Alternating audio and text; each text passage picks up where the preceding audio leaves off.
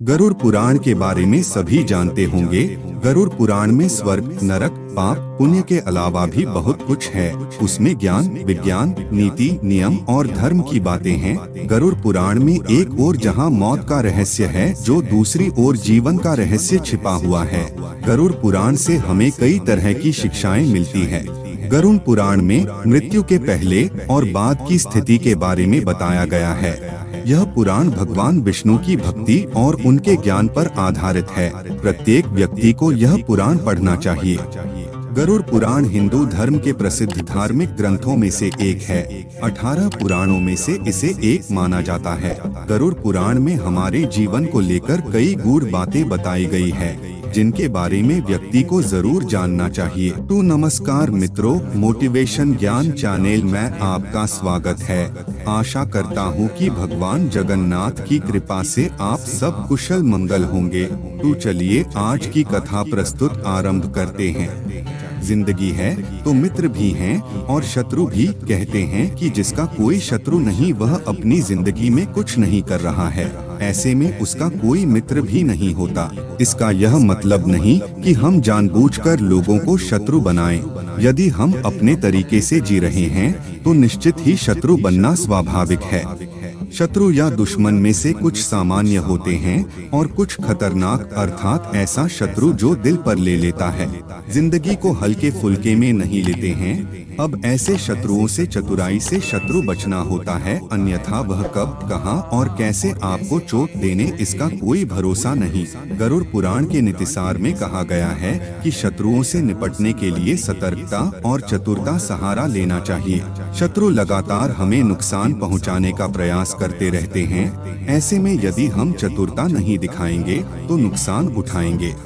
यदि आप अमीर, धनवान या सौभाग्यशाली बनना चाहते हैं तो जरूरी है कि आप साफ सुथरे, सुंदर और सुगंधित कपड़े पहने।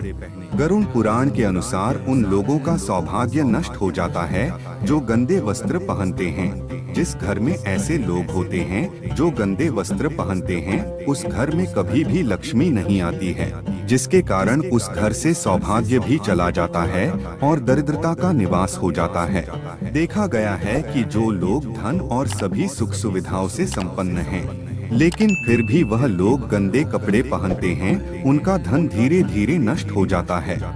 इसलिए हमें साफ एवं सुगंधित कपड़े पहनने चाहिए, जिससे हमारे ऊपर महालक्ष्मी की कृपा बनी रहे।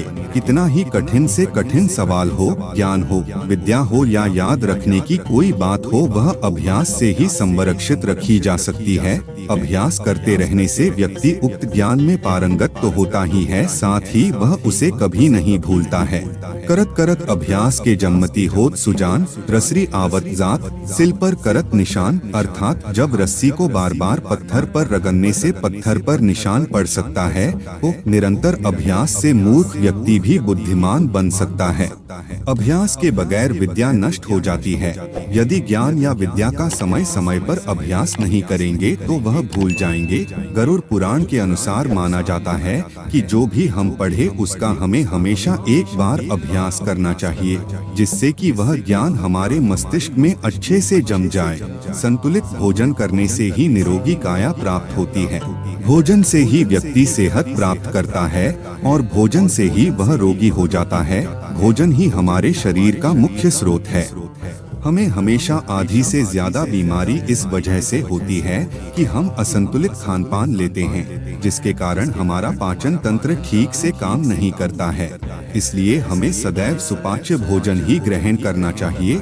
ऐसे भोजन से पाचन तंत्र ठीक से काम करता है और भोजन से पूर्ण ऊर्जा शरीर को प्राप्त होती है।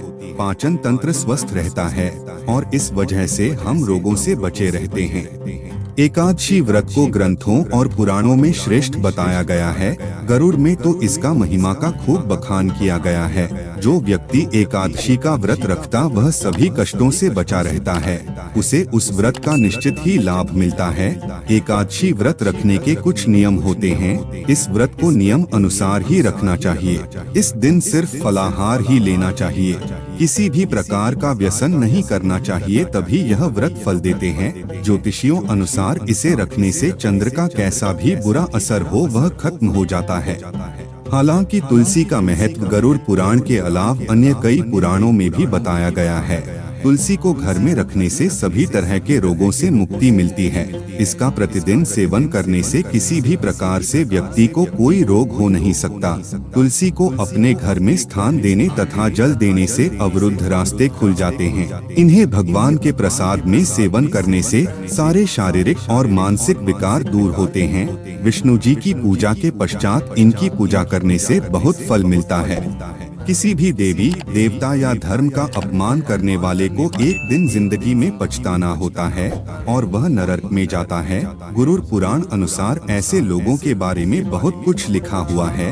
गरुड़ पुराणानुसार पवित्र मंदिर आदि जगहों पर स्थानों पर गंदे काम करने वाले, अच्छे लोगों को धोखा देने वाले, किसी के एहसान के बदले उन्हें गाली और उनका दुरुपयोग करने वाले, धर्म, वेद, पुराण और शास्त्रों के अस्तित्व पर सवाल उठाने वालों को नरक से कोई नहीं बचा सकता है।